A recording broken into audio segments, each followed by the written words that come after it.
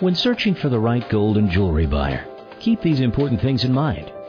There are many reasons you may want to sell your gold or jewelry, but remember, various buyers will provide you different payouts.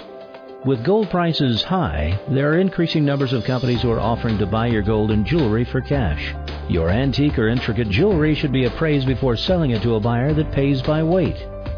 The following are 3 vital tips to help you find a gold and jewelry buyer that's right for you. 1. Know what you own. Collectible jewelry could be worth more than the gold it's made of.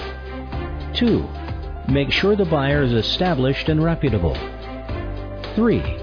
Always ask if they have online testimonials or positive reviews they could direct you to. There's more you should know about choosing the right gold or jewelry buyer.